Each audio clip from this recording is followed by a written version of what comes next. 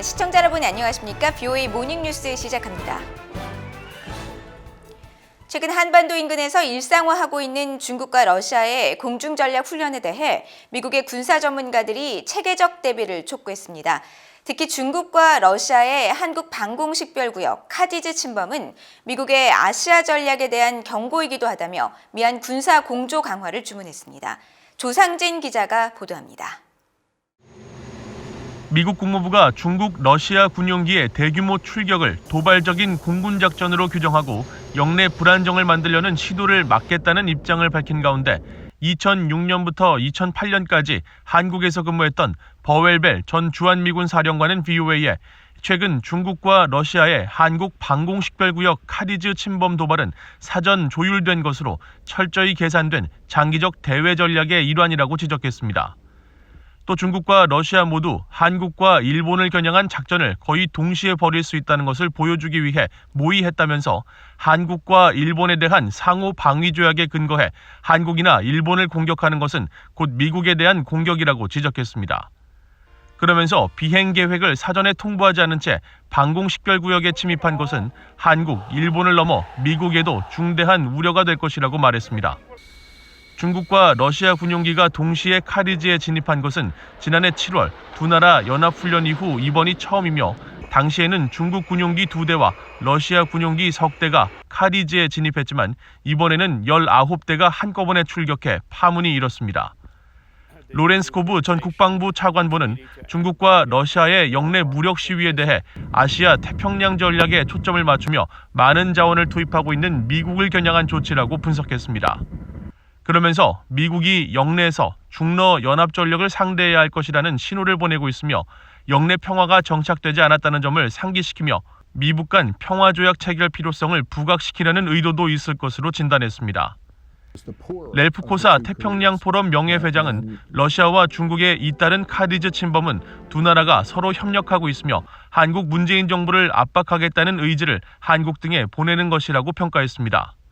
그러면서 한국의 적절한 대응책은 미한 동맹을 강화하고 대공 방어 능력을 끌어올리며 중국을 믿을 수 없다는 사실을 이해하는 것이라고 강조했습니다.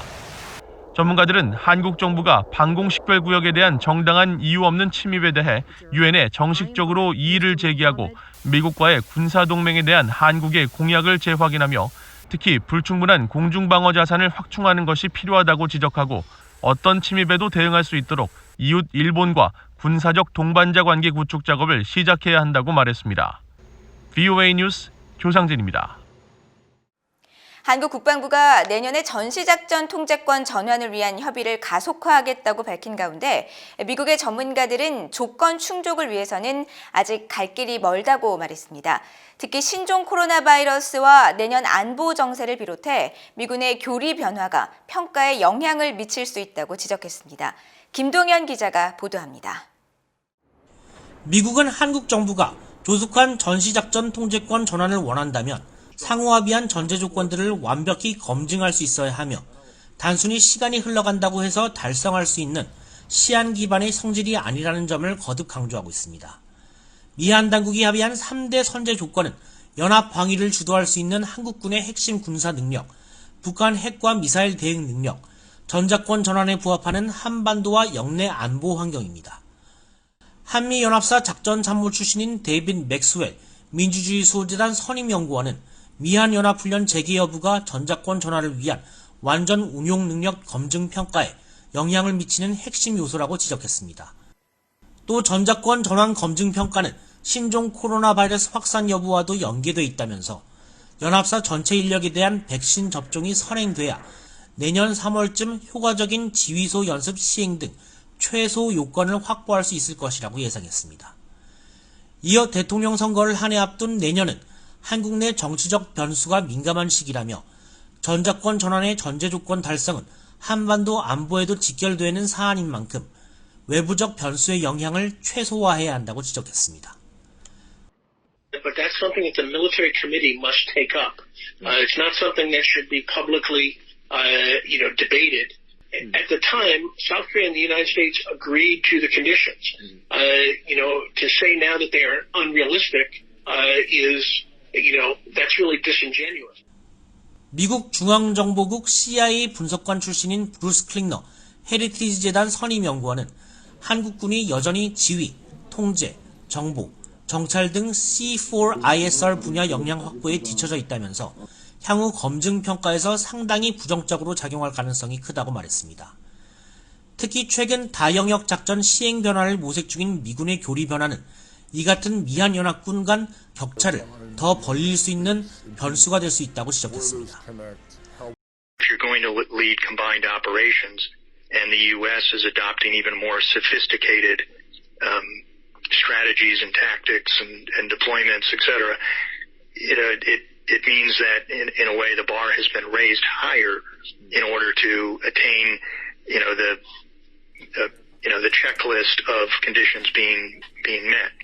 So, if one partner is getting more and more sophisticated, it makes it harder for a South Korean general to assume command. So. 클링너 선임 연구원은 이어 이런 역량 차이는 단순히 새로운 무기 체계의 실전 배치나 지휘 통제 기반 시설의 개선에만 국한된 문제가 아니라며 한국군 핵심 인력에 대한 훈련과 양성도 수반된다고 말했습니다.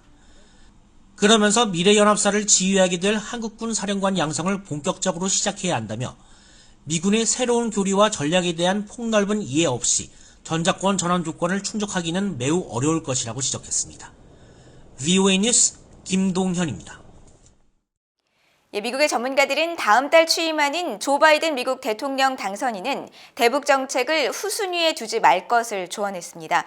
또 트럼프 대통령의 대북 정책 중 취할 수 있는 것은 취해야 한다고 강조했습니다.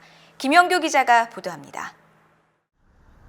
워싱턴의 민간단체인 전략국제문제연구소 CSIS의 빅터 차 한국 석좌는 최근 군사 전문 매체 워 언더록 기고문을 통해 북한은 결코 무시돼서는 안 되는 문제라면서 과거 미국 행정부들은 전임자의 대북 정책을 모두 거부하고 나중에야 기존 정책과 똑같은 정책을 취하는 등 시간을 허비하는 경우가 많았다고 지적했습니다. 차 석자는 그러면서 바이든 행정부는 트럼프가 했던 것만 빼고 모두 식의 대북 정책을 취해서는 안 된다고 지적하고 과거 대북 접근 방식에서 최선을 취하고 최악은 버리는 방식을 택해야 한다고 강조했습니다. 특히 미국 정상이 지난 2018년 6월 싱가포르 정상회담에서 비핵화와 관련해 구체적으로 약속한 합의 내용은 바이든 당선인이 포용할 수 있을 것이라고 말했습니다. 차 석자는 이어 북한의 비핵화 추진에 중국이 중요한 역할을 하는 건 맞지만 중국이 미국의 온전한 파트너가 아니라는 것을 바이든 당선인이 이해할 필요가 있다면서 한반도에서 미국과 중국의 이익과 목적이 겹치는 부분은 매우 제한적이라고 지적했습니다. 미국은 핵이 없고 궁극적으로 민주주의 체제로 통일된 한반도를 원하는 반면 중국은 한반도의 민주화를 원하지 않으며 현재 상태가 유지되는 한 북한의 비핵화에 못 미치는 것도 받아들일 수 있다는 태도를 보이고 있다고 설명했습니다.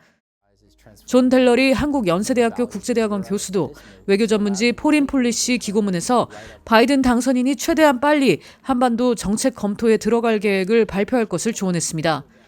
델러리 교수는 오바마 행정부 시절 북한이 외교적 후순위로 밀리고 대북 정책 검토가 전혀 진행되지 않았지만 결국 임기 말이 돼서야 북한이 미국 안보의 최우선 과제임을 인정했다며 이는 잘못된 것이었다고 지적했습니다. 미국 스탠포드대 산하 후보연구소 마이클 오슬린 연구원은 안보 전문 매체 내셔널 인터레스트 기고문에서 바이든 당선인이 어떤 대북 정책을 취하든 임기 초에 북한의 도발에 직면할 가능성이 크다고 말했습니다. 오슬린 연구원은 바이든 행정부가 한국, 일본과 긴밀한 협력을 추진하는 게 매우 중요하며 북한 도발에 미국이 믿을 만한 대응을 하면서 동시에 한국과 일본 정부가 북한의 도발에 맞서 서로 협력할 수 있도록 이끌어야 한다고 강조했습니다. VOA 뉴스 김현교입니다. 북한을 탈출해 중국에서 한국행을 희망하던 탈북민 5명이 중국 공안에 체포돼 북한으로 송환될 위기에 처해 있는 것으로 알려졌습니다. 유엔 인권 최고대표 사무소는 30일 유엔 인권이사회 산하 자의적 구금에 관한 실무그룹과 토마스 웨아 퀸타나 유엔 북한 인권특별보고관, 닐스 멜처 유엔 고문문제 특별보고관이 지난 10월 27일 해당 문제와 관련해 중국 정부에 서한을 보냈다고 밝혔다고 연합뉴스 등 한국 언론들이 보도했습니다. 서한에 따르면 탈북민은 49살 여성과 48살 남성, 14살 여성을 비롯해 임신부 등 모두 5명으로 한국행을 위해 지난 9월 12일 중국 선양에서 출발했다가 다음날 황다오에서 체포돼 현재 칭다오에 구금돼 있는 것으로 알려졌습니다. 유엔의 실무그룹과 보고관들은 서한을 통해 탈북민 체포와 구금에 대해 심각한 우려를 표하고 유엔과 협의가 진행되는 동안 송환 조치를 중단하고 유엔 기구 등의 탈북민 접촉을 허용할 것을 촉구한 것으로 전해졌습니다. 한국 정부가 29일 공포한 이른바 대북전단 금지법과 관련해 탈북민 출신의 한국 국회의원인 지성호 의원이 해당 법의 부당함을 알리는 내용의 서한을 국제기구에 전달했다고 밝혔습니다. 한국 국회 제1야당인 국민의힘 소속 지성호 의원은 30일 보도자료를 통해 대북전단 금지법의 부당성을 알리는 서한을 114개 주한 외국공관과 유엔 인권 최고대표 사무소 등 관련 국제기구에 발송했다며 앞으로 각국 대사와 국제기구 대표 등의 면담을 추진할 것이라고 밝혔습니다.